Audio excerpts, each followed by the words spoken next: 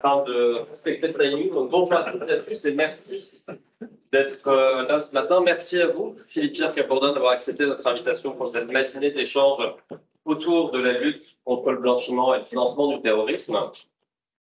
Alors, peut-être quelques mots pour vous présenter en premier lieu. Vous êtes conseiller maître à la Cour des comptes, vous présidez la section logement et vos pairs vous ont élus pour être membre du collège des commissaires de la CNIL, qui, je le rappelle, est la Commission nationale de l'informatique et des libertés, dont vous êtes vice-président de la formation restante. Tout va bien. Tout va bien. Alors, vous le savez sûrement toutes et tous, ici, la réduction du financement du terrorisme a été l'un des objectifs de l'Union européenne pour ces 5 dernières années. Le Conseil avait présenté d'ailleurs en fin d'année 2019 un plan d'action stratégique qui a lui-même donné un plan d'action de la Commission, puis de nouveau des conclusions du Conseil, bref, ce qui nous amène à ce qui va vraiment nous intéresser ce matin, c'est-à-dire juillet 2021, et le paquet législatif pour mieux encadrer la lutte contre le blanchiment et le financement du terrorisme. Au sein de ce paquet, une série de mesures, mais nous allons prendre le temps de nous attarder sur 3 d'entre elles. Le premier, le règlement qui institue l'AMLA, donc qui va être la future autorité de lutte contre le blanchiment au niveau européen. Le deuxième, la directive AMLD 6, donc la 6e directive de lutte contre le blanchiment. Et enfin, le règlement unique. Et j'aimerais qu'on prenne quelques secondes sur ce règlement unique, puisqu'il a pour but de mieux prévenir de l'utilisation du système financier aux fins du blanchiment des capitaux et de financement du terrorisme. Or, le CEPD, le Comité européen de protection des données, dont la CNIL est membre, ce n'est pas anodin, a réagi à ce texte en émettant quelques inquiétudes, peut-être, quant à la légalité, la proportionnalité et la nécessité de certaines de ces mesures. J'imagine que ce sont 3 termes sur lesquels vous allez revenir ce matin, Philippe-Pierre Capbourdin. On y reviendra dans la partie échange et discussion. Alors. Ce qui semble particulièrement visé par le CEPD ici, c'est le rôle grandissant donné par le haut secteur privé, puisque le CEPD semble craindre une certaine délégation de compétences de ce qui était avant le fait de la puissance publique, c'est-à-dire la lutte contre la criminalité, vers le secteur privé. Et d'ailleurs, critique assez vive, puisque si je cite le texte, il est mention de mesures de partage et d'analyse de données à large échelle qui finalement résulterait à la mise en place d'un système de surveillance de masse par des entreprises privées. Alors, surveillance de masse, ce n'est pas un terme anodin, et si le CEPD a décidé de l'utiliser, c'est qu'il doit y avoir une réelle crainte à un endroit. Et c'est pourquoi on a vraiment voulu, à l'AEFR, prendre le temps, aux côtés de sujets plus traditionnels que sont l'installation de l'AMLA, que sont la supervision de l'IA et l'IA dans la supervision, le temps donc de réfléchir à cet équilibre, sentir en plus cet équilibre complexe entre la nécessité de la LCBFI d'un côté et la protection de nos données et de nos libertés. Donc, je suis vraiment heureux, Philippe-Pierre Capbourdin, que vous ayez accepté notre invitation et de vous prêter à cet exercice. Je vous donne très vite la parole, juste le temps pour moi de rappeler le format. Une grosse quarantaine de minutes de présentation de votre part et puis 40 minutes d'échange avec la salle. Donc, merci à toutes et tous et merci à vous.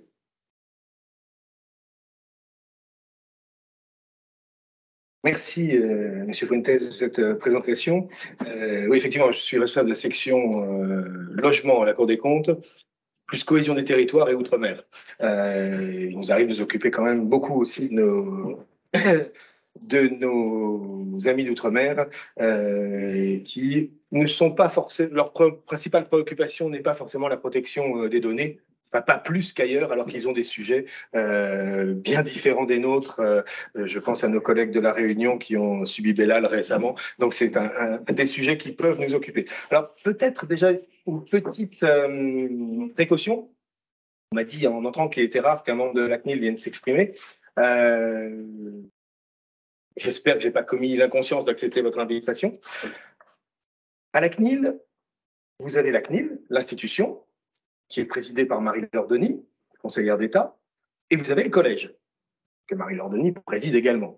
Mais si je fais cette distinction, c'est parce que les membres du collège, nous sommes que des intermittents du spectacle.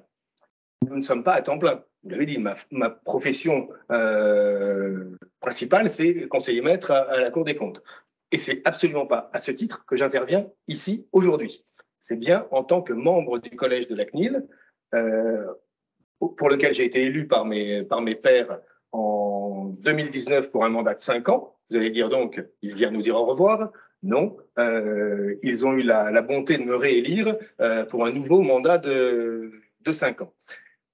Et bien évidemment, un membre du collège, lorsque vous le rencontrez seul, n'a aucun intérêt, n'a aucune valeur, puisque c'est notre voix collective qui porte. Ce n'est absolument pas notre voix individuelle. Donc tout ce que je pourrais dire ici n'engage en rien mes collègues. Nous ne sommes engagés que par nos délibérations.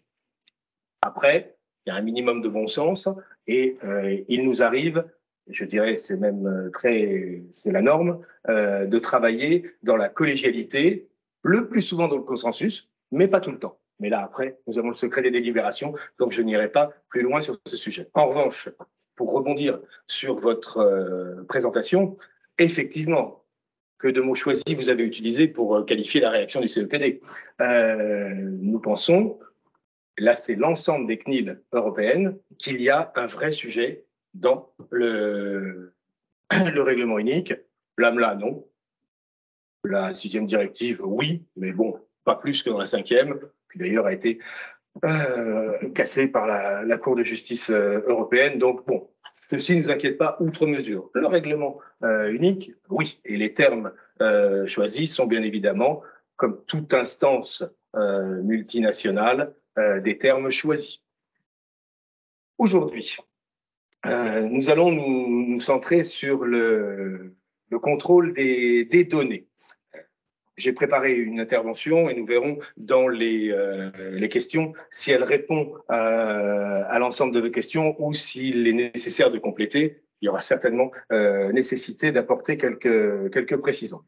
Donc la lutte contre le blanchiment de capitaux et le financement du terrorisme constitue bien évidemment une préoccupation majeure de la communauté européenne.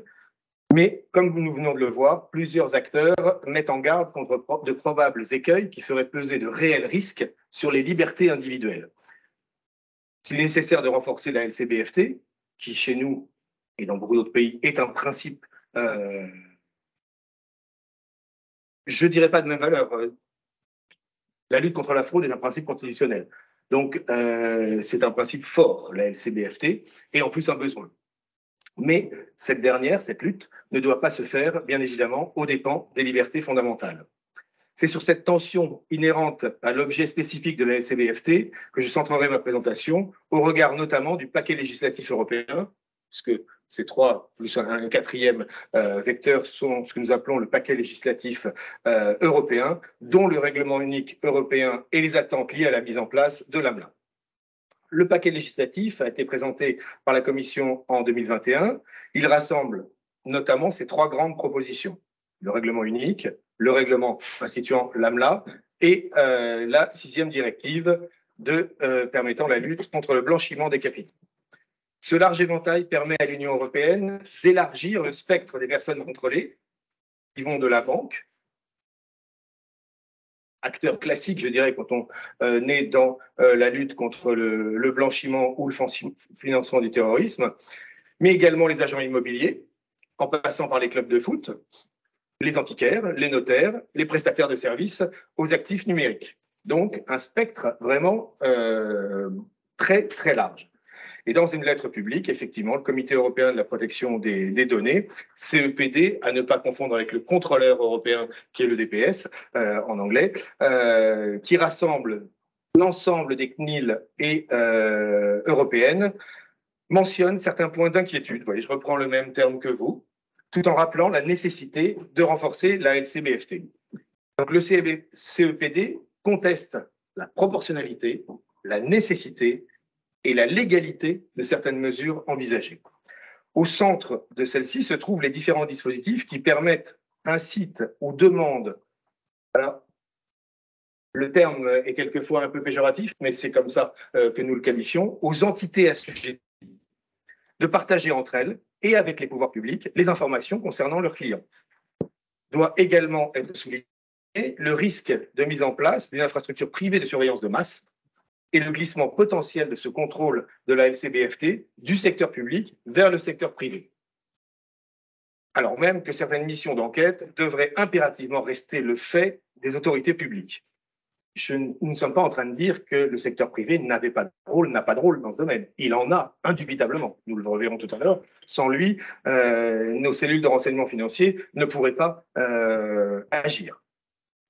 Mais ce risque de glissement présente un autre risque, qui est le risque d'exacerbation du dérisking, qui pourrait exclure de manière non justifiée certains acteurs du système, les exclure du système bancaire. Alors, j'appuie l'organisation de ma présentation. Le nouveau paquet anti-blanchiment du législateur européen vient compléter le cadre réglementaire. Il vient compléter, de notre point de vue, le cadre réglementaire en la matière. Son but n'est pas de renforcer ce cadre réglementaire, mais de permettre sa mise en application réelle et harmonisée au sein des États membres, permettre l'adoption de ce paquet législatif. Ce paquet législatif pose deux problématiques majeures. Son caractère disproportionné, qui porte atteinte aux droits et libertés des personnes, et la déviation progressive, nous venons de le voir, des pouvoirs de contrôle des autorités publiques vers des entités privées assujetties. Quels sont les objectifs poursuivis par le législateur dans le cadre du paquet anti-blanchiment? La volonté affichée par le législateur européen dans le cadre de l'adoption de ce paquet anti-blanchiment est celle d'une harmonisation des droits des États membres. La Commission souhaite ainsi lutter contre la fragmentation et les disparités observées dans la mise en œuvre effective du cadre réglementaire en matière de lutte contre le blanchiment et le financement du terrorisme. C'est pourquoi l'instrument législatif choisi est un règlement unique, directement applicable dans le droit des États. C'est aussi pour cette raison, certainement, que le CEPD a réagi, disons, vivement. La Commission a néanmoins choisi de laisser une certaine latitude aux États en incluant dans son paquet législatif une sixième proposition de directive, dite AMLD 6, qui abrogera la directive de 2015. Cette directive prévoit les modalités de mise en œuvre de la prévention de l'utilisation du système financier à des fins de blanchiment et de financement du terrorisme. Un autre élément du paquet législatif, le règlement instituant une autorité européenne de lutte contre le blanchiment de capitaux, dite AMLA, vise à consolider l'intégration européenne en matière bancaire et financière dans la lutte contre le blanchiment des capitaux. Ce règlement se limite à décrire les prérogatives de la future autorité le règlement se limite à décrire les prérogatives de la future autorité et ne fait pas l'objet, contrairement au règlement unique précité, ce n'est pas l'objet d'inquiétude ni pour la CNIL ni pour ses homologues européennes. Cette autorité aura notamment pour vocation d'émettre des lignes directrices et des recommandations relatives à l'LCBFT, dans l'élaboration desquelles le CEPD a exprimé la volonté d'être impliqué et associé. C'est d'ailleurs le sens de cette lettre adressée à la Commission, aux législateurs, aux co-législateurs, c'est bien que le CEPD soit très associé à l'élaboration de ces éléments. Et c'est avant tout les amendements qui ont été proposés qui ont déclenché la réaction du CEPD. Je reviens à l'AMLA. Cette agence européenne aura pour objectif, selon la Commission, d'améliorer la détection des transactions et activités douteuses et de combler les failles utilisées par les criminels, en perfectionnant la capacité d'analyse des cellules de renseignement financier et en renforçant leur coopération. Donc, ce paquet anti-blanchiment est une réponse concrète au plan d'action en matière de LCBFT publié par la Commission en mai 2020. Ce paquet propose un nouveau cadre réglementaire et institutionnel plus cohérent pour répondre aux forts besoins d'amélioration qu'ont fait apparaître les scandales répétés dont les banques européennes et institutions financières ont été l'objet, notamment en 2019. Donc, Je vous les ai listés là. Un vaste réseau de blanchiment d'argent russe dans plusieurs banques scandinaves. Le scandale Wirecard, une ancienne start-up cotée en bourse ayant fait faillite sur fond de manipulation de bilan. Et un scandale qui a ébranlé tout le système financier allemand et tenu lieu, selon le président de l'autorité allemande des marchés financiers, de signal d'alarme pour le secteur, allant dans le sens de plus de contrôle. Également l'augmentation de la criminalité dans le contexte hérité de la crise du Covid-19, qui est citée en premier dans la communication de présentation du plan d'action de prévention du blanchiment de capitaux de financement du terrorisme de la Commission. Ces scandales répétés ont mis en lumière des violations sérieuses, répétitives ou systématiques des obligations de conformité de la LCBFT. Dans une moindre mesure, les procédures d'infraction initiées à l'égard des États qui avaient transposé tardivement la 5e directive ont également justifié l'initiative de la Commission et le fait de faire un règlement. Ces nombreuses procédures d'infraction ont permis de mettre en lumière une fragmentation dans la mise en œuvre des obligations de LCBFT au niveau européen. C'est donc l'adoption de ce paquet législatif qui est en cours d'adoption, qui pose deux problématiques majeures du point de vue des CNIL européennes, notamment, nous le considérons, son caractère disproportionné dans l'atteinte sur l'atteinte aux droits et libertés des personnes et la déviation progressive des pouvoirs de contrôle des autorités publiques vers des entités privées assujetties. Donc peut-être que je vais revenir en arrière, rester sur celui-là 2 secondes. Ce caractère disproportionné nous pose un problème, car en matière de RGPD, nous regardons toujours la balance entre l'intérêt public que revêt la LCBFT et les droits et libertés des personnes. Le cadre réglementaire, je suis dans le bonne fiche. Le cadre réglementaire entourant la LCBFT et la protection des données à caractère personnel sont souvent présentés comme prônant des logiques contraires. Dans la pratique quotidienne, la crainte des sanctions des régulateurs intervenant en matière de lutte contre le blanchiment incite les entreprises assujetties à collecter le plus de données et d'informations possibles pour démontrer leur diligence. Ces pratiques interviennent aux dépens des principes de minimisation et de pertinence des données qui est imposé par le RGPD. Même si nous sommes conscients que les assujettis peuvent se sentir pris entre le marteau et l'enclume, avec d'un côté une CNIL qui peut sanctionner, je résumerai avec des pourcentages, jusqu'à 4% du chiffre d'affaires mondial, la CPR qui peut aller jusqu'à 10%, mais en regardant de près, on voit bien que les sanctions de la CPR, si mes chiffres sont exacts, en matière de LCBFT, sont de l'ordre de 20 à 30 millions par an, alors que les sanctions de la CNIL, des CNIL européennes dans ce domaine, c'est 2,5 milliards en 2022. La seule CNIL, c'est à peu près, c'est plus de 500 millions sur l'année 2022. Dans les 2,5 milliards, la CNIL a participé à la sanction avec nos collègues luxembourgeois d'Amazon pour un montant de 746 millions sur une série de manquements dans un seul dossier.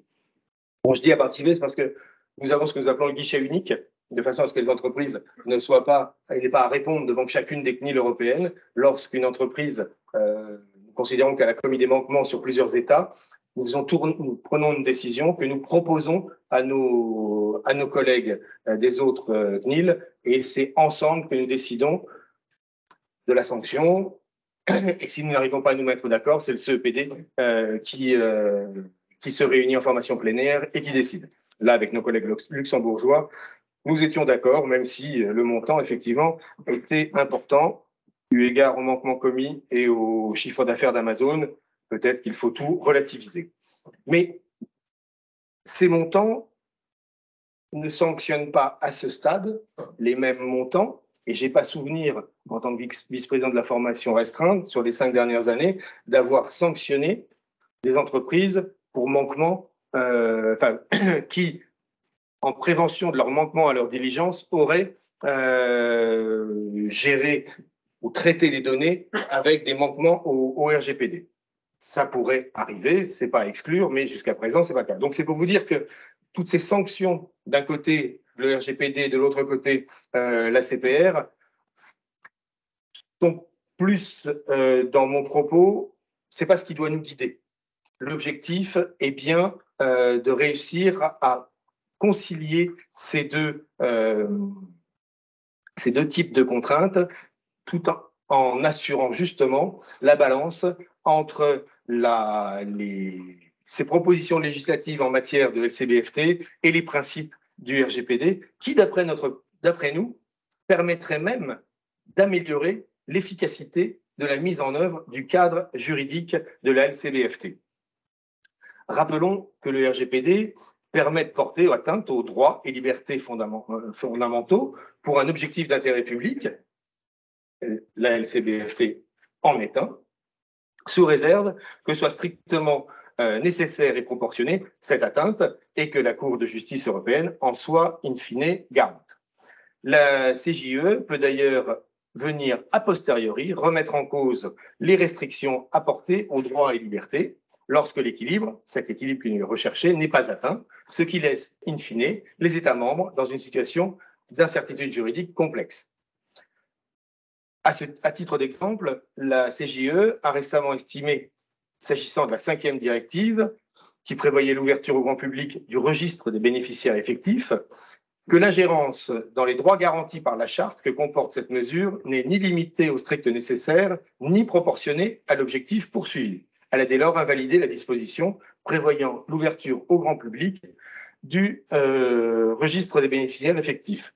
Lors de notre propre analyse de la transposition de la modification de la 5e directive en mai 2018, nous indiquions dans notre délibération de décembre 2019, donc en amont de la CJUE, qu'il apparaît que la publicité de la liste des bénéficiaires effectifs vise à dissuader ces personnes d'avoir recours à des montages juridiques susceptibles d'être utilisés à des fins de LCBFT, en liant publiquement ces montages à leur identité. Donc, nous avions parfaitement compris l'objectif. Toutefois, en l'absence de précision dans le texte sur les modalités de consultation et sur les conditions et garanties susceptibles de protéger les droits et libertés des personnes concernées, la Commission, donc la CNIL, considère que la publicité et l'accessibilité d'une telle liste au public portent une atteinte manifestement disproportionnée au droit au respect de la vie privée, au regard de l'objectif poursuivi, conformément à la décision du Conseil constitutionnel du 21 octobre 2016, qui rappelait que la mention dans un registre accessible au public des noms du constituant, des bénéficiaires et de l'administrateur d'un trust fournit des informations sur la manière dont une personne entend disposer de son patrimoine. Il en résulte une atteinte au droit au respect de la vie privée. Or, le législateur, n'ayant pas limité le cercle des personnes ayant accès aux données de ce registre,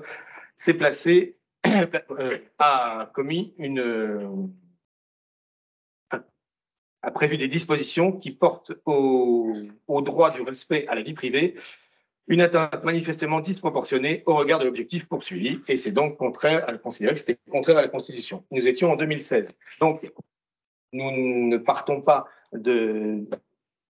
Quand nous sommes... Aujourd'hui, nous alertons sur les atteintes à la liberté et aux libertés individuelles et à la vie privée des dispositions du règlement unique, nous nous fondons sur des analyses complètement solides en droit, tant au niveau de la CJUE qu'au niveau du Conseil constitutionnel. En tout état de cause, l'intérêt public doit être spécifiquement défini et limité aux circonstances dans lesquelles les mesures augmentent l'efficacité du régime LCBFT. Cela implique par exemple que la collecte et le traitement excessif de données à caractère personnel soient évités parce que cela n'est pas conforme au principe de protection des données. En outre, une collecte excessive de données ne sert pas toujours les objectifs opérationnels et les finalités prévues par la loi et risque aussi de créer des difficultés juridiques et techniques supplémentaires. Qualité des données, mise à jour des données, sécurité des données, qui sont des éléments parfaitement techniques, mais qui sont pour nous les piliers du RGPD. Quand vous n'avez pas de données mises à jour, vous ne pouvez pas les traiter en cohérence avec les principes du RGPD. Si vous avez plus de données, vous prenez plus de risques en matière de tentation d'accès et de sécurité. Donc, si vous voulez, pour nous, c'est vraiment la finalité et les mesures que l'on met en place en face de cette finalité. La finalité, lutte contre la LCBFT, il n'y a rien à dire. En revanche, la précision de cette finalité, les modalités posent une difficulté lorsque, je reprends le registre des bénéficiaires effectifs, dans la transposition, on nous a même proposé que l'INSEE le mette en accès libre. Que l'INSEE mette en accès libre ces éléments anonymisés, pour peu qu'ils aient un sens, pourrait être envisageable au titre du RGPD. Mettre les noms des personnes n'était absolument pas proportionné, ni même permettre en accès libre. Parce qu'on puisse avoir accès au registre de bénéficiaires effectifs, ça, nous ne sommes absolument pas contre. C'est un élément important, justement, pour détecter des criminels qui utiliseraient ces systèmes. Mais le mettre en accès libre au grand public, là, on voit bien qu'il y a une disproportion entre un nombre de personnes restreintes, habilitées, dont c'est le métier, qui cherchent des criminels, et le grand public qui pourrait s'y intéresser. Et effectivement, on le voit bien, quelquefois, des lanceurs d'alerte ont plus d'efficacité que des dispositifs institutionnels. Et là, c'était prendre un risque institutionnel beaucoup trop important. Donc, ces carences en matière de protection des données du texte proposé par la Commission. Il est intéressant de noter que tout au long de l'élaboration de la proposition du règlement unique, la Commission européenne a essayé de désamorcer les critiques relatives à cette balance entre renforcement du dispositif LCBFT et respect des libertés fondamentales. On peut supposer que le législateur était conscient des atteintes qu'un cadre réglementaire trop fermé pouvait poser aux droits et libertés fondamentaux.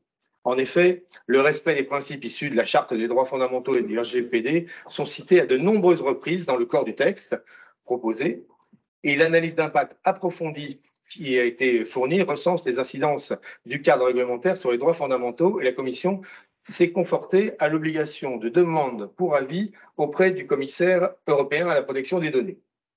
Pour autant, la proposition de la Commission présente plusieurs carences dans son articulation avec la protection des données. Inquiète du manque de cohérence entre la proposition du texte de la Commission et les obligations qui découlent du RGPD, les autorités de protection des données ont adressé une lettre publique au législateur européen le 24 avril 2023. Cette lettre met en exergue la nécessité d'assurer une meilleure cohérence de la proposition de texte avec l'obligation de ne traiter que des données exactes, pertinentes et limitées à ce qui est nécessaire. Elle permettrait,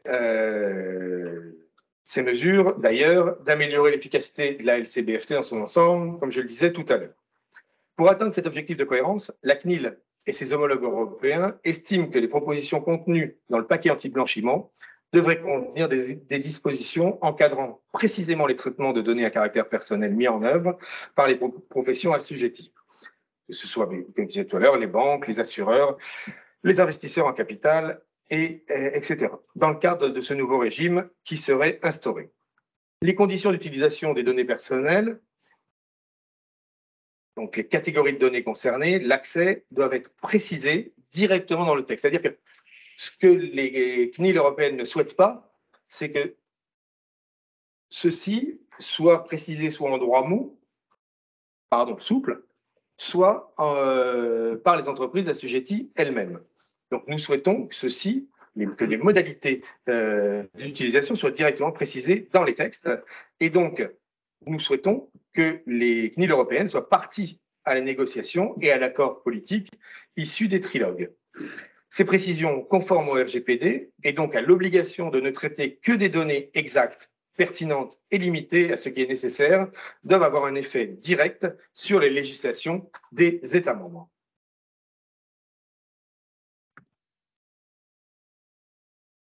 La lettre souligne également la nécessité d'intégrer des garanties adaptées pour le traitement des données sensibles et les données d'infraction. Je vois que j'en suis au watchlist. Attendez.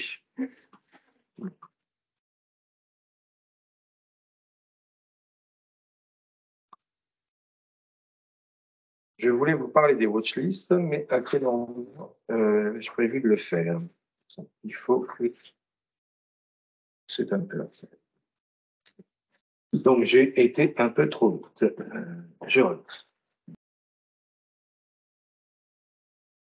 Le CEPD n'est pas opposé par principe à la collecte de données sensibles, si celles-ci sont nécessaires à l'objectif recherché. Le CEPD considère toutefois que la proposition de règlement n'intègre pas les garanties appropriées pour les droits fondamentaux et les intérêts des personnes, comme l'impose l'article 9 du RGPD. Il apparaît nécessaire à cet effet de restreindre l'accès aux données sensibles pouvant être collectées à celles strictement nécessaires à l'objectif poursuivi. Si certaines données apparaissent pertinentes, les opinions politiques et les confessions religieuses dans le cadre de la lutte contre le financement du terrorisme, on peut le comprendre. D'autres, comme les éléments liés à la vie ou à l'orientation sexuelle des personnes, ne nous semblent pas correspondre à des objectifs de financement du terrorisme. Et pas forcément non plus à celles concernant le blanchiment. Donc, le CEPD invite les législateurs à apporter des précisions sur les finalités précises pour lesquelles ces données pourront être collectées, en opérant peut-être une distinction entre les objectifs de lutte contre le blanchiment et ceux du financement du terrorisme. Ainsi, certaines données sensibles évoquées précédemment sont pertinentes, comme je le disais, dans la lutte contre le financement du terrorisme. Elles sont inopérantes dans la lutte contre le blanchiment. Concernant les données relatives aux infractions et condamnations pénales, les autorités de protection des données incitent également les législateurs à préciser ces données relatives aux infractions. Quelles sont les infractions qui doivent être traitées par les entités et les professionnels assujettis pour se conformer à leurs obligations de LCBFT. L'intégration dans le texte du règlement unique d'une disposition précisant les modalités de collecte de ces données sensibles et relatives aux infractions, ainsi que les garanties appropriées, permettrait aux législateurs de faire preuve d'une vraie volonté d'agir pour limiter les atteintes aux droits fondamentaux qu'un cadre réglementaire plus fermé en matière de LCBFT pourrait entraîner. L'idée étant aussi de revenir à ce que je disais au début, c'est d'obtenir cette harmonisation entre les différents États européens.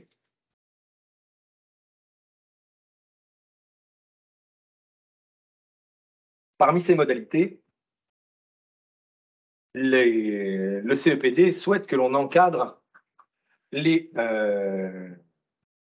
sources de données utilisées par les entités assujetties et notamment le recours aux watchlists. Ces bases de données, les watchlists, mettent à disposition des assujettis à la LCBFT, moyennant souvent un abonnement, un accès à un ensemble de données relatives à des personnes qu'elles considèrent comme étant à risque. Ces données sont collectées à partir de sources publiquement et librement accessibles, de toutes sortes, plus ou moins fiables. Et quand je dis de sources publiquement et librement accessibles, c'est dans les cas que nous considérons comme favorables. Pour autant, leur fiabilité peut quelquefois être interrogée. Ces bases de données soulèvent de nombreuses problématiques en matière de protection de données. Traitement de données sensibles par ses éditeurs, l'appartenance religieuse dans le cadre de la prévention du terrorisme, des données relatives aux infractions aux condamnations pénales, que ce soit en France ou à l'étranger, et cela sans cadre juridique respectueux des conditions posées aux articles 9 et 10 du RGPD. Celle-ci présuppose que les données ne puissent pas être récupérées au moyen de subterfuges. Il faut que la démarche soit transparente, à savoir que la personne dont vous récupérez les données soit informée. Et là, on voit bien qu'on va commencer à rencontrer des difficultés pour concilier les objectifs de la LCBFT et du RGPD. Il y a de fortes interrogations quant à la fiabilité des données traitées par ces prestataires.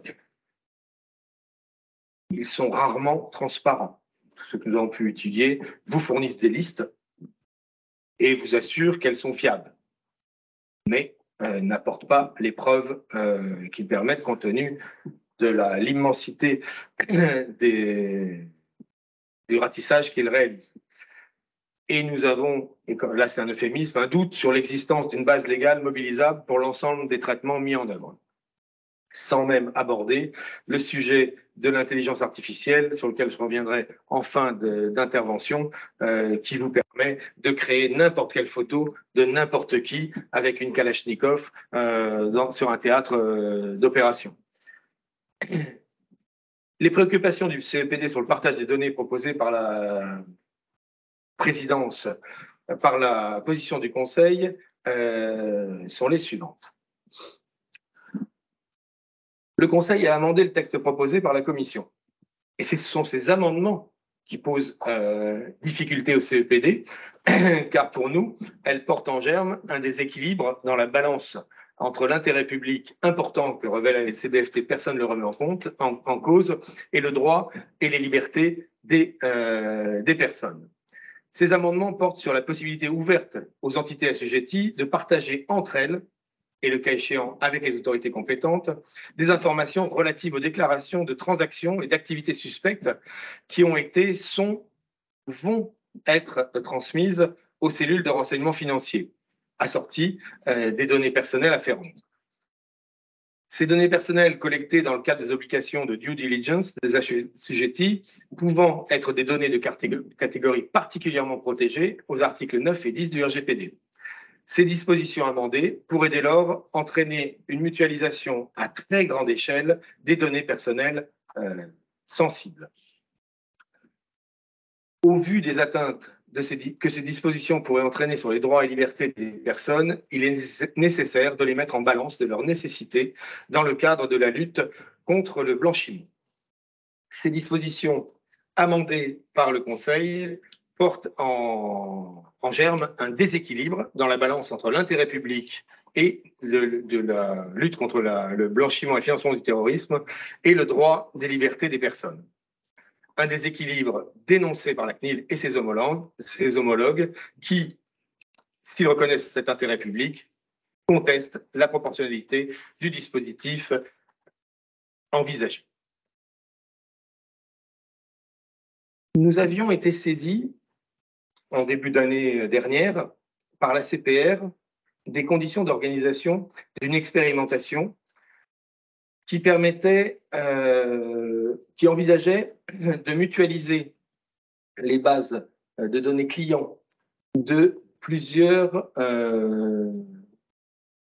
organismes financiers. L'objectif étant de voir si, en mutualisant les bases de différents assujettis, on arrivait à mieux identifier des personnes qui blanchissait de l'argent ou finançaient du terrorisme. Nous avions répondu que si cette base était anonymisée, il n'y avait aucune difficulté, donc pour des traitements, notamment statistiques. Bon, on nous a répondu qu'en matière de LCBFT, ça avait un intérêt très, très limité, ce qu'on pouvait comprendre. Pourtant, le partage de données n'appartenant pas à un même groupe aurait nécessité, à notre sens, ça a été confirmé, la levée du secret bancaire. Et dans notre domaine, la prise d'un texte législatif ou réglementaire, donc article 34 ou 37 de la Constitution, pour expérimenter. Et ceci, bien évidemment, aurait dû être piloté par soit la CPR, soit Tracfin. Tracfin nous a dit que ça ne l'intéressait pas de faire ça, pour que ce soit en conformité avec un minimum de principes du RGPD. Dans notre avis, je ne sais pas s'il est public, donc bon, mais donc nous avions répondu par la négative, mais en ouvrant quand même une porte parce que nos collègues néerlandais ont fait quelque chose qui y ressemblait pour les personnes morales. Effectivement, en le réduisant aux personnes morales, on pouvait comprendre parce que nous ne sommes pas opposés aux dispositif mis en place pour le traitement de la LCBFT. C'est un principe que nous reconnaissons bien évidemment. Mais à chaque fois, nous mettons en balance des principes du RGPD. Et là, effectivement, de mettre l'ensemble des clients, donc on était sur, avec les multicomptes, une centaine de millions de comptes, on mettait toute la population française sous contrôle. Alors, au moins leur mouvement financier, sans limite de seuil. Ça me paraissait très important. Ne mettre que les entreprises, on aurait pu, si cela avait prospéré, mettre un seuil peut-être aussi dans les échanges entre entreprises, encore qu'aujourd'hui, vous pouvez alimenter des terroristes sur des montants très très importants par des virements de quelques centimes. Hein. On le sait tous, mais ça finit par se voir quand même. Donc, on avait ouvert sur les personnes morales.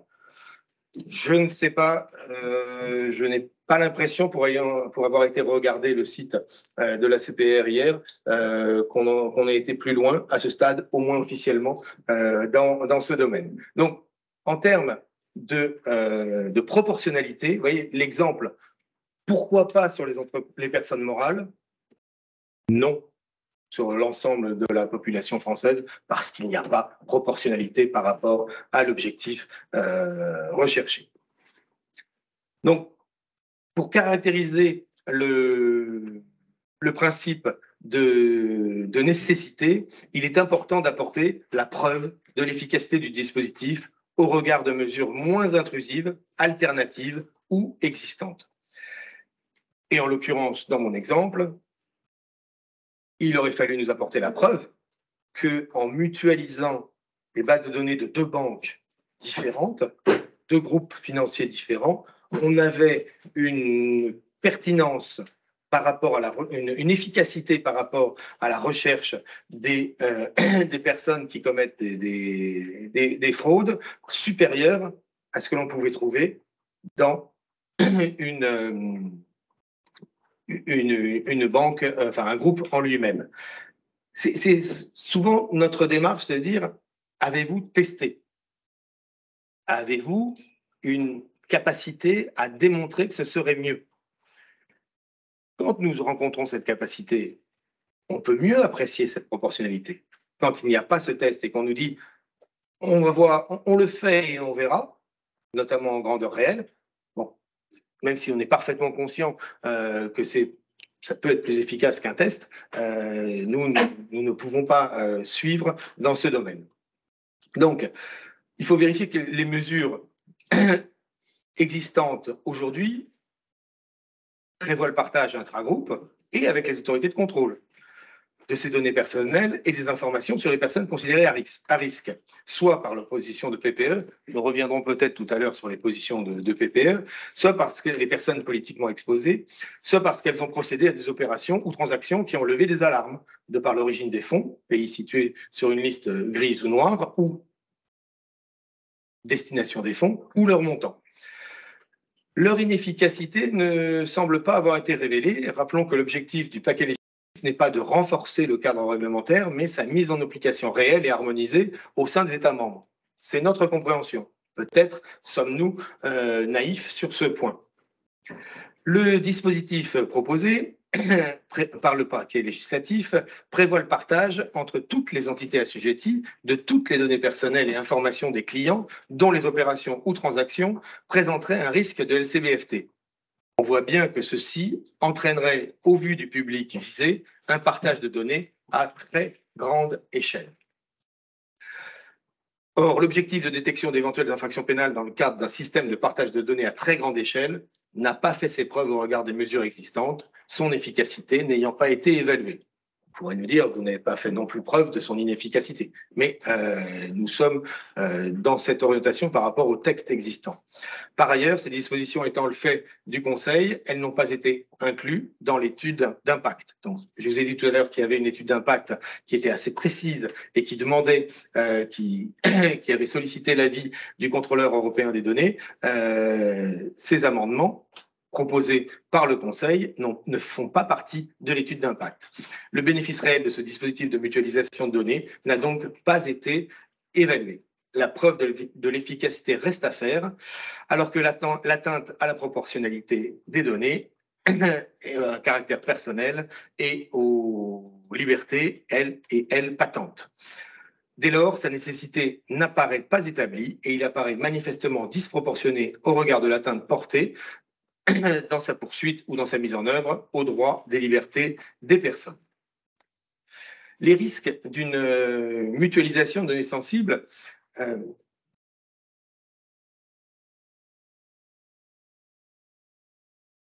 toutes les obligations en matière de contrôle et de limitation des accès s'imposent aux contrôleurs privés, et ce, sans prendre en compte que le dispositif pourrait entraîner le partage de données sensibles et des infractions de condamnation pénale régies par les articles 9 et 10 du RGPD.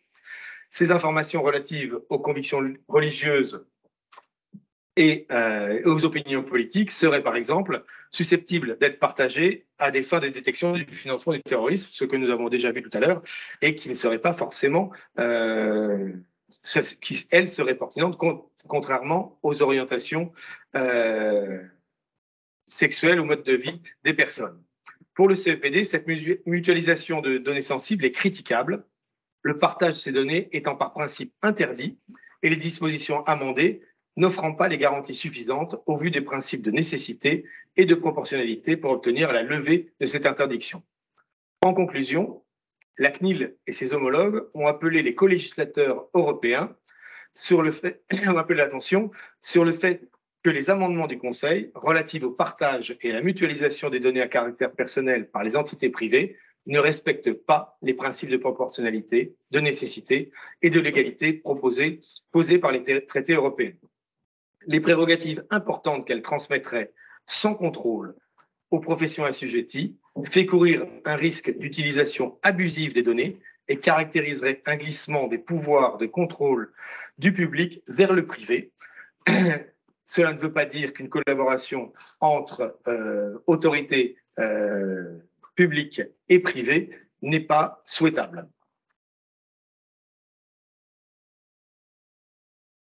Le second, je vérifie à chaque fois que je suis en phase avec mes textes.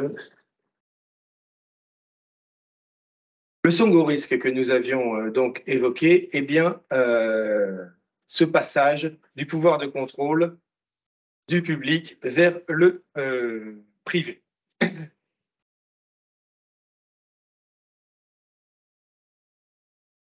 La participation au pouvoir de contrôle des entités privées n'est pas interdite en matière de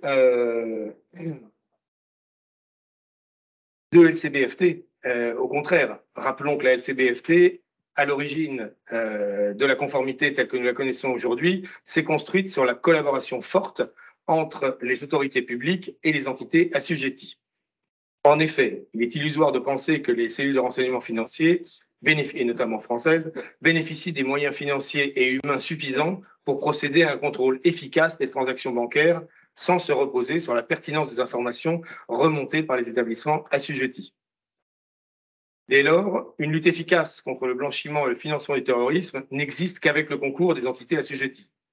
Rappelons que malgré l'ouverture des entités obligées par l'article 561.2 du CMF, le banquier est le premier acteur de la LCBFT. C'est bien aux banques que la surveillance des flux financiers a été confiée dans les prémices de la lutte internationale contre le blanchiment lors du sommet de l'Arche en 1989. Les acteurs bancaires et autres professionnels assujettis sont les relais des pouvoirs publics dans le rôle d'analyse de la relation d'affaires et de surveillance de la clientèle. Cette répartition est ancienne et sa configuration ne doit pas mener à un glissement du rôle de contrôle du public vers le privé, comme l'impliqueraient les propositions du Conseil. Les nouveaux risques dans l'analyse de la relation d'affaires et la relation client. Il est probable que les prochains points de crispation entre la LCBFT et la protection des données soient ceux des dispositifs automatisés de contrôle et de recours à l'intelligence artificielle. Compte tenu de l'impact pour les personnes de dérisking, nous pouvons être inquiets des risques d'exclusion entraîner pour les bénéficiaires de services bancaires si les assujettis avaient recours à des systèmes entièrement automatisés, fondés sur des critères objectifs. Exemple, l'origine et destination des flux, montant dépassant un certain seuil, personnes politiquement exposées, pour répondre à leurs obligations de due diligence. Nous,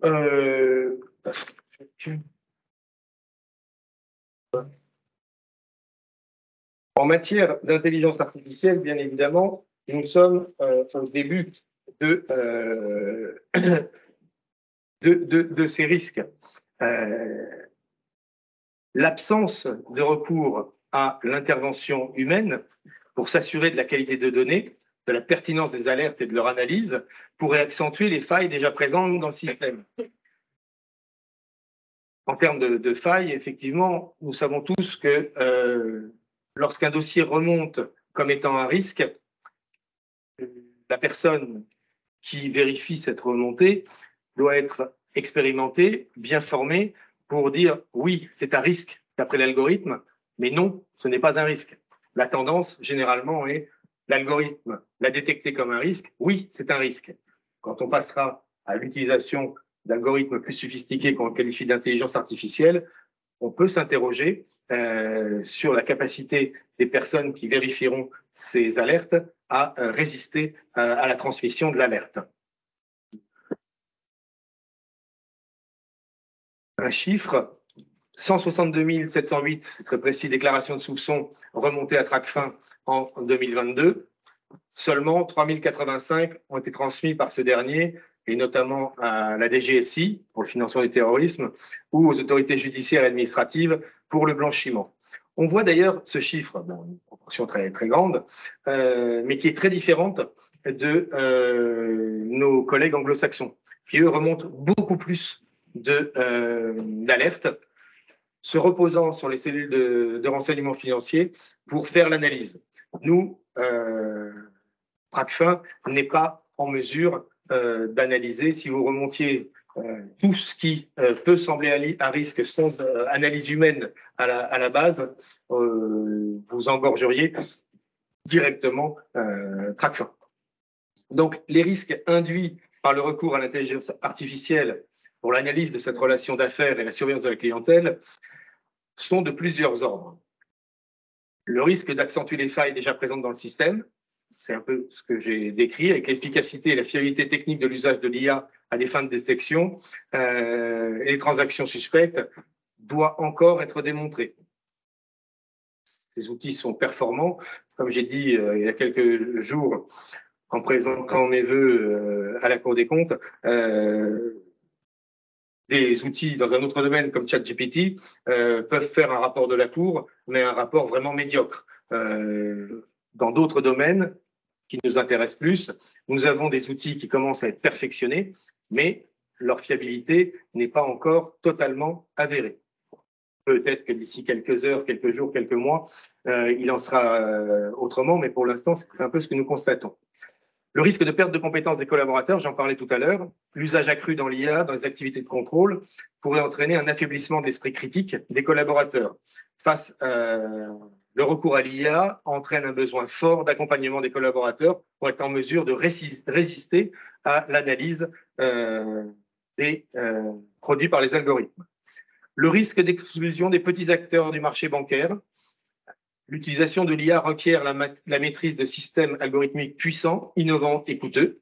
Cette généralisation du recours à l'IA pourrait entraîner une exclusion du marché pour les plus petits acteurs, entraînant dès lors une concentration du marché dans un nombre de mains restreint de prestataires.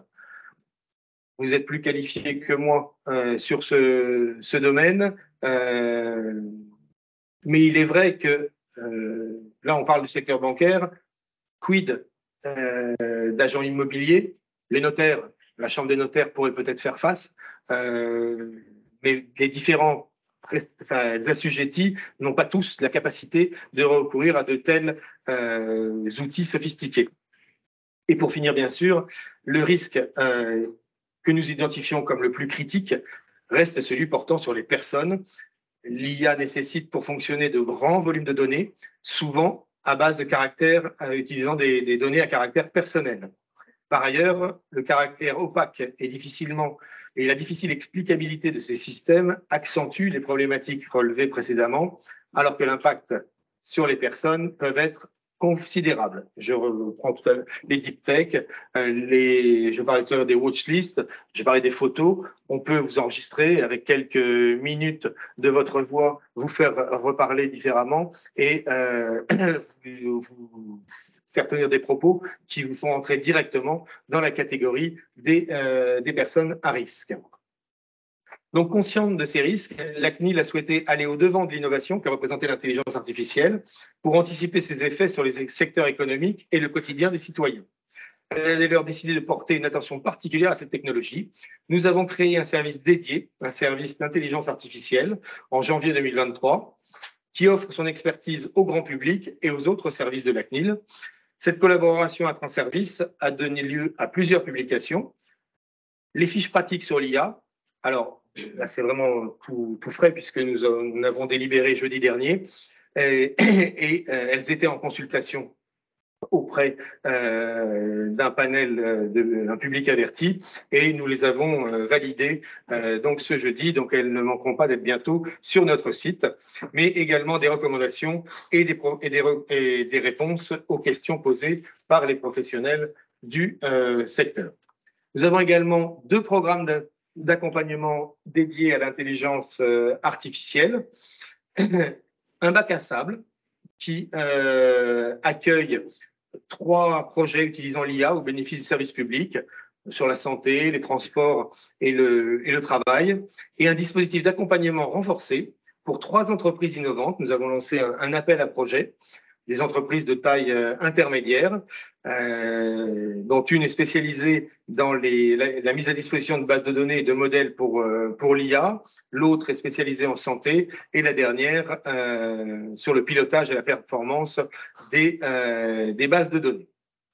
Toutes ces actions s'inscrivent dans le plan d'action de la CNIL pour un déploiement du système d'intelligence artificielle responsable et respectueux des droits et libertés des individus. Par cette action, nous voulons démontrer que nous ne sommes pas contre les nouveaux outils, que nous sommes conscients des difficultés aussi bien en LCBFT que dans d'autres secteurs pour appliquer le RGPD. Et donc, nous sortons de la théorie de juriste pour aller dans la pratique des entreprises. Voilà. Merci beaucoup pour cette présentation et merci pour cette ouverture extrêmement importante sur l'intelligence artificielle. Avant de prendre les questions qui sont dans la salle, peut-être un petit retour sur l'un des points que vous mentionniez, sur la 5e directive AML. Dans le projet de la 6e, les 2 rapporteurs ont pris ces remarques du CEPD et des CNIL et ils ont proposé une liste de personnes qualifiées pour accéder à la base du registre des bénéficiaires effectifs, mais au sein desquels il y a des journalistes, des lanceurs d'alerte, etc. Est-ce que l'élément important était de qualifier les personnes qui ont accès ou est-ce que la fonction est centralisée? Le fait de qualifier était la première demande. Il n'est pas envisageable que tout le monde puisse voir l'organisation du patrimoine de tout un chacun. Après, votre question est embêtante. Je pourrais considérer y avoir répondu. Il faut qualifier. Certaines personnes...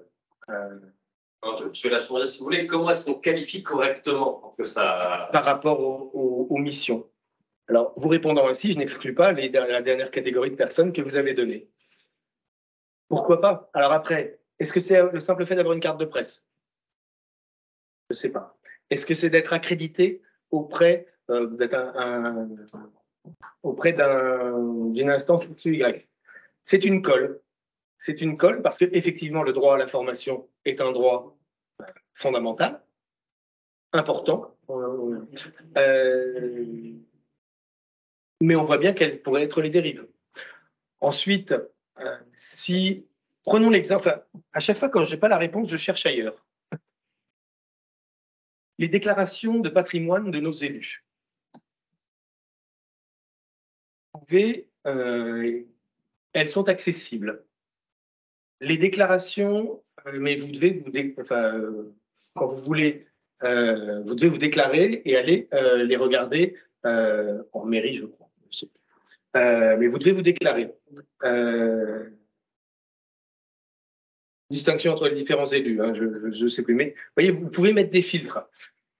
Ma déclaration de patrimoine, alors qu'en tant que personne politiquement exposée, je dois en faire une, plus une déclaration d'intérêt, vous n'y avez pas accès en direct. Il faut vraiment, je ne sais même pas si vous pouvez y avoir accès d'ailleurs. Donc on peut tout à fait imaginer ce type de filtre. En fait, ça nécessite une vraie réflexion entre, on fait de l'open data, on met à disposition de tout le monde, et le fait de ne pas permettre de le voir. Parce qu'effectivement, des journalistes de médias un peu spécialisés auront certainement pourront trouver certainement des personnes à risque qui n'auront pas été détectées dans les systèmes classiques. Mais après, en termes d'efficacité, ils vont peut-être en trouver une fois de temps en temps. Mais est-ce qu'ils vont en trouver de façon? Est-ce qu'ils vont faire système? Ce n'est pas la mission de la presse, ce n'est pas la mission des médias de faire ce genre de choses. Donc, vous voyez, en termes de finalité, dénoncer, sauf à imaginer que les entreprises assujetties aujourd'hui font mal leur travail, et pour le dénoncer. Quel serait l'intérêt? Mais en même temps, vous voyez, je ne suis absolument pas fermé, ça doit être qualifié, c'est très clair. Là, c'est en droit. Si en droit, ça ne l'est pas, ça ne passe pas. En revanche, comment vous le qualifiez? On est plus sur le terrain après de la politique. Et c'est là où vous voyez toutes mes hésitations.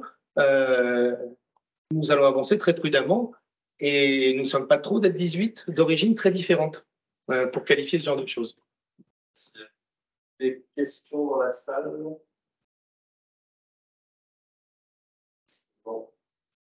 Merci. Bon. Suite à votre lettre du mois d'avril, etc., quelle est la réaction donc, des législateurs? C'est-à-dire en quoi votre intervention a permis de modifier ou va permettre de modifier cet accord de proportionnalité? Et la deuxième question qui est plus politique, plus intéressante, c'est qu'on voit dans la relation entre le superviseur et le législateur, le superviseur qui a été le fruit de la législation, qui a été créé par le législateur, commence à avoir un pouvoir autonome qui va contrôler lui-même le législateur. Donc là, c'est quand même assez intéressant, hein, puisque on voit donc un retour du superviseur qui contrôle le législateur, ce qui n'était pas forcément conçu à l'origine. Sur la première question, je n'ai pas officiellement de retour. Les services travaillent à leur niveau. Les décisions ne sont pas arrêtées. Donc ça, je ne peux pas vous dire. Ce que nous espérons, c'est que notre démonstration est suffisamment forte. Nous avons la Cour de justice européenne de l'Union qui va dans le même sens. En France, le Conseil constitutionnel s'est prononcé dans le même sens également. Donc, et puis après, il y a le côté matériel à faire.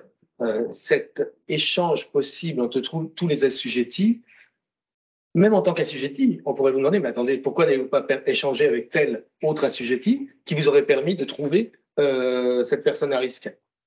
Commence à rentrer dans quelque chose, je veux bien que nos systèmes deviennent de plus en plus puissants, mais ça commence à devenir d'une complexité telle que nous ne sommes pas certains, et c'est un peu ce que nous disons d'ailleurs.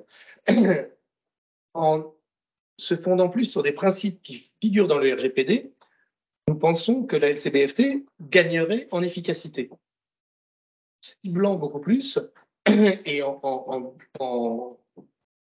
pas en rassurant, mais en délimitant les responsabilités de tout un chacun. Alors qu'aujourd'hui, on a tendance à considérer que vous ne l'avez pas vu, vous auriez dû le voir.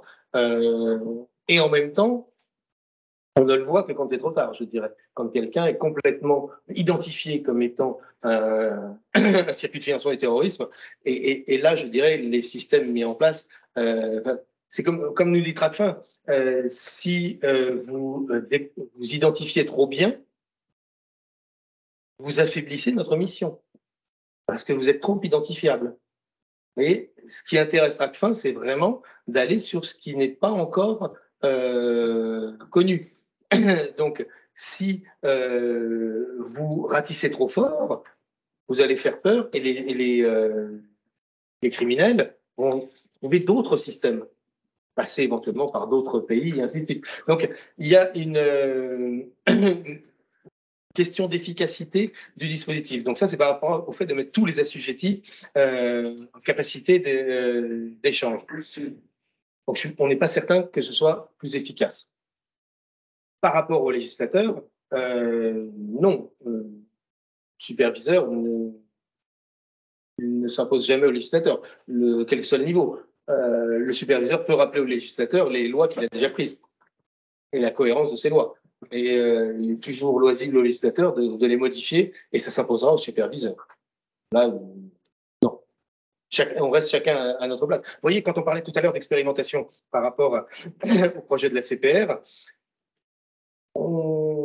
ça pouvait être de l'article 34, donc qui nécessite une loi pour faire une expérimentation, ou de l'article 37 pour lequel il suffit d'un décret. Nous ne sommes pas prononcés.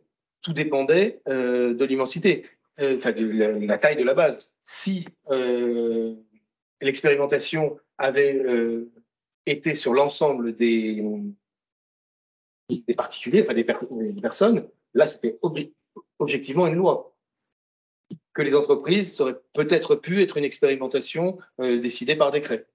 Donc, mais vis-à-vis du législateur, nous n'imposons, quel que soit le superviseur sera toujours à appliquer la loi, fort heureusement. Et si ça avait été limité à 4 ou 5 000 personnes, c'est-à-dire des personnes actuellement pour quel terroriste en France, ça aurait été regardé totalement différemment. Totalement différemment. Vous voyez, de dire, nous avons 3800 qui ont été déclarés. Alors, je suis dans la théorie parfaite, là, parce que je ne suis pas certain que Tracfin nous les aurait transmis, mais nous sommes où les 360 000 qui ont été identifiés. Vous mettez ces personnes-là dans un dispositif, vous faites tourner des algorithmes pour voir ce qui étaient les prémices de. Nous regardons ça de façon, à titre personnel, au sein du collège, je dirais, mais attendez, chers collègues, regardons. Parce qu'on n'est pas. C'est une atteinte qui est quand même très différente. C'est une atteinte sur un filtre X. Vous êtes sur des personnes qui présentent des caractéristiques. Ça vaut la peine. Dans un tout autre domaine, nos amis de la direction des finances publiques le font en matière de traque contre la fraude fiscale. Et c'est pas, il y a certaines de leurs activités qui nous inquiètent un peu ou que nous regardons avec des yeux ronds, mais d'autres disent, oui, c'est parfaitement légitime, mais il n'y a rien à dire. Donc, vous voyez, ça, ce qui, en matière de RGPD, pose un problème, c'est quand vous mettez tout le monde et vous nous dites, on va voir.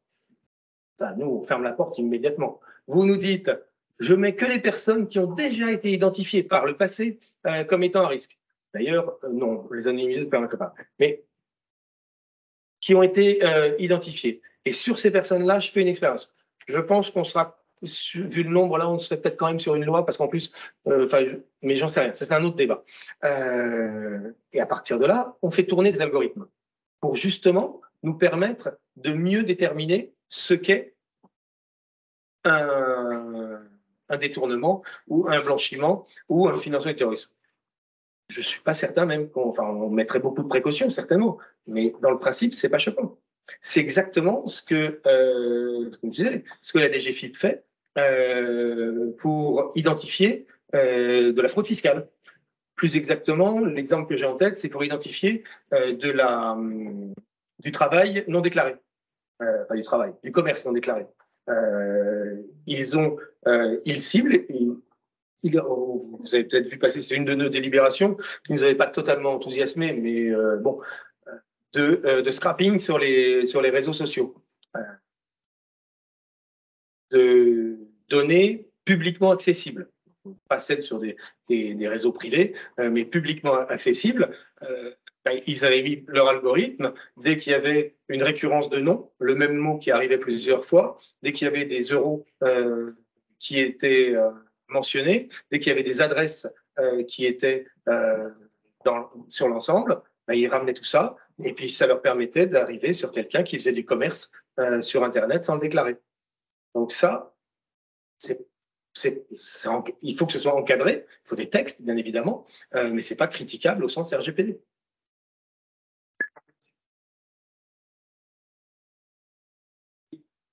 Le langage de cité, ce sont effectivement les personnes morales. Et donc, sans caractéristique, mais l'idée, c'est de mutualiser les fonds, parce qu'on sait bien que quand on est un seul établissement financier, on a du mal à percevoir finalement ce qu'est un flux qui plaît ou pas. Et ça permet, voilà, il y a quand même des études dans certains pays. Et dans le modèle hollandais, je ne pense pas que l'entité, la structure qui mutualisait ces flux était du secteur public. Donc, je ne suis pas certain. En revanche, aucune banque n'avait accès aux informations des autres banques. Est-ce que ça, c'est un modèle?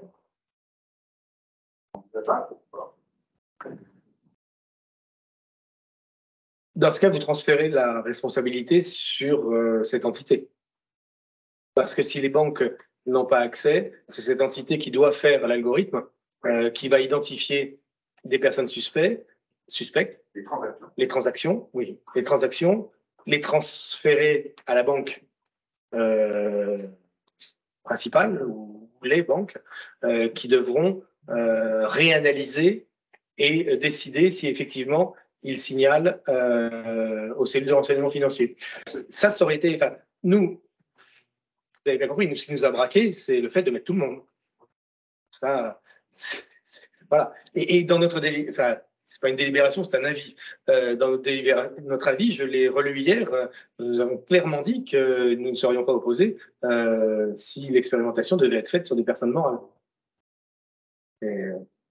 Encore une fois, nous ne sommes pas contre ce genre de recherche, au contraire, je dirais, puisque nous sommes des gens de droit, mais il faut qu'il y ait de la proportionnalité. Même si on est parfaitement conscient qu'un particulier peut quelquefois manipuler des fonds de même taille que des entreprises, des personnes morales, oui, enfin bon, la loi des grands nombres et des masses quand même. En fait, souvent, nous sommes des juristes, pas que, parce qu'il y a aussi dans le collège, il y a des personnes qualifiées non juristes, hein, mais nous essayons d'avoir du bon sens et de revenir au principe. Quelle est la finalité? Quelles sont les limites posées? Et est-ce que le système ne risque pas de partir d'un système qui ne serait plus piloté par des personnes, par un contrôle humain, nous paraît impossible. Nous sommes totalement contre des décisions rendues automatiquement par une machine. Ça, j'avais une question par rapport à l'AMLA. Moi, j'ai rencontré le BA il n'y a pas longtemps et ils m'ont dit qu'il allait avoir un vrai sujet de données pour eux vis-à-vis de la création de cette institution. Et là, moi, je suis complètement perdu sur, peut-être quelqu'un dans la salle peut répondre, sur est-ce que l'AMLA va récolter des données, est-ce que le BA doit fournir des données à l'AMLA concernant cette nouvelle législation et autres, est-ce que c'est... À ma connaissance, nous, l'AMLA ne nous pose pas de problème. Et les services avec qui j'ai échangé pour venir vous voir, non, l'AMLA n'est pas un sujet pour nous. Donc, je ne sais pas. Je ne peux pas vous répondre à ça. Pour continuer avec une dernière question, vous parlez de bon sens. Quand je lisais la position du texte du Conseil, c'est l'article 55 qui dit, et on comprend pourquoi, les personnes dont les données font l'objet d'une enquête ne doivent pas être mises au courant de cette enquête. On comprend le pourquoi. Mais est-ce que ça, c'est problématique vis-à-vis Règlement RGPD ou pas spécialement? Ça dépend de quelle personne vous parlez. Si nous mettons tout le monde sous contrôle, et nous ne disons pas, ou nous disons de façon totalement générique, sans donner de critères un peu précis, c'est un problème. En revanche, si vous agissez en disant une personne qui effectivement adresse régulièrement des fonds sur un pays zone grise ou reçoit régulièrement des fonds supérieurs à temps, des critères objectifs, bon, ceci peut justifier de ne pas. Même si vous êtes obligé de dire à votre client, il doit savoir que s'il fait des transactions régulièrement entre tel pays et tel autre, ben, il est dans le scope du fait que oui, c'est une personne à risque. On échangeait tout à l'heure. Et puis ensuite, vous avez alors, le point particulier dans notre pays des personnes politiquement exposées. Donc, personnes politiquement exposées, le titre n'est pas forcément bon, parce que l'ensemble des membres de la Cour des comptes, l'ensemble des membres du collège de la CNIL, quand j'étais recteur, en tant que recteur, j'étais PPE, les préfets sont PPE, il n'y a pas que des personnes élues. Nous sommes soumis à des contrôles qui, quelquefois, en matière de bon sens, peuvent faire sourire. Si je fais un virement de 1 000 € à un de mes enfants qui a mal géré ses fins de mois, on va me demander de justifier l'origine des fonds. Mais attendez, l'origine des fonds, ma banque va me demander ça. Ma banque, vous recevez mon traitement tous les mois. Et vous voyez que je peux, a priori, verser 1 000 € à mon enfant. Oui, bah, il va falloir que j'en justifie quand même. Donc, vous avez des contraintes, et au début, on ne m'a pas dit, enfin, je le sais parce que je suis PPE, mais nombre de mes collègues PPE ne savent absolument pas pourquoi on leur demande autant de choses lorsqu'ils vont faire un prêt. Pourquoi vos enfants doivent fournir la même chose? Pourquoi vos parents doivent fournir exactement les mêmes dossiers? C'est-à-dire que ça fait partie des choses qui sont, on n'a jamais soulevé ça, mais qui devraient être beaucoup plus claires. C'est-à-dire que les PPE sont soumises à contrôle. Ça, c'est normal. Mais les descendants, les ascendants, les personnes avec qui vous vivez, sont aussi soumis au même contrôle. Et on ne leur dit pas directement. On ne leur dit que au moment où la banque, en l'occurrence les banques, est obligée de faire les contrôles. Alors qu'elle les fait depuis tout le temps. Obligé de le dire pour un demande de prêt, il faut justifier. Et quand vous êtes PPE ou descendant, ascendant de PPE, vous avez beaucoup plus de documents à fournir. Ça, on vous le dit, alors qu'on vous contrôle bien avant, si la banque fait bien son travail. Donc, c'est le niveau d'information. Quand vous êtes un secteur que je connais mieux, qui est la fiscalité. Vous êtes dans le cadre d'un ESF, une enquête sur la situation fiscale. On vous prévient. On vous dit qu'on va regarder. En matière de financement du terrorisme, vous êtes en alerte, on ne vous le dit pas. Le principe, c'est de ne pas vous le dire. Donc, il faut, puisqu'on ne vous le dit pas dans le cadre de cette finalité, qu'on ne mette pas n'importe qui. Si on ne met que des personnes qui sont objectivement à risque parce qu'il y a des critères de montant, de pays, de ressources non identifiées, en termes de RGPD, vous êtes dans le cadre qui vous permet de ne pas. En revanche, si vous êtes une personne lambda qui fait des virements entre son boulanger et rien, il n'y a aucune raison pour que vous soyez dans cette base de contrôle. C'est ça le vrai sujet. C'est ce qui nous gêne, encore une fois, et c'était la même chose pour les bénéficiaires effectifs, de ne pas préciser. En l'occurrence, pour les bénéficiaires effectifs, c'était qui regarde, là, qui, et pourquoi voulez-vous le mettre? Pourquoi voulez-vous croiser toutes ces bases de données? Imaginez qu'on regardait ce qui se passe aussi dans d'autres juridictions, par exemple les États-Unis. Est-ce que Est-ce qu'il y a des bonnes pratiques à trouver quelque part sur la résolution entre cette tension entre les deux objectifs de contrôle et de protection? Est-ce que c'est pas un sujet spécifiquement européen, même si bien sûr c'est celui sur lequel j'ai travaillé? Est-ce qu'on a quelque part se sont matérialisées de bonnes pratiques ailleurs? En matière de bonnes pratiques, mais c'est peut-être par manque d'ouverture intellectuelle, j'aurais pas été regardé dans mon domaine aux États-Unis. J'avais du mal à trouver des exemples chinois. Alors, chinois, si, c'est efficace. Encore que. C'est ce qu'on disait en propos. Quand vous mettez des bases beaucoup trop grandes, vous avez des problèmes techniques, problèmes de sécurité, et puis après, vous s'y retrouvez. Ça devient très compliqué. Non, aux États-Unis, pas tellement. Mais c'est certainement un manque d'ouverture d'esprit et peut-être de la prétention. On pense qu'ils ont plus à apprendre de nous que nous d'eux. Au plan de la protection des droits individuels, sur le plan de l'efficacité, non, ils ont des outils très efficaces. Notre problème, c'est qu'effectivement, chez eux, d'où l'arrêt Schrems, c'est que en matière d'information, ils peuvent avoir accès, y compris pour une entreprise assujettie, à toutes vos données sans que vous le sachiez mieux. Ce qui pose un problème. Leur réglementation leur permet d'accéder à tout. Un choix culturel.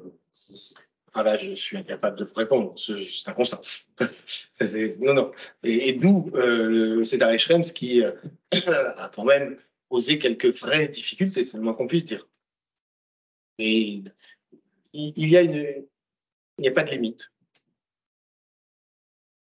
Et ma connaissance n'est pas suffisante pour voir jusqu'où va cette absence de limite. Tout ce que je sais, c'est que nous, une décision, l'arrêt Schrems 2 même, qui interdisent le transfert de données, en même temps qui interdisent. On a un vrai sujet sur les données de santé, par exemple, qui aujourd'hui sont hébergées par Microsoft, nos données de santé, mais avec, a priori, suffisamment de pare-feu, entre ce ne sont pas les pare-feux, les techniciens me pardonnent, de techniques qui permettent de s'assurer que normalement, en théorie, il n'est pas possible de remonter dans nos bases et que le service américain concerné puisse alimenter de grands laboratoires pour leur permettre de disposer de l'ensemble de nos données de santé qui sont assez complètes. Je voudrais sur le sujet du cloud, sur lequel on viendra sûrement à un moment donné à l'AEFR. Merci en tout cas d'avoir été avec nous ce matin.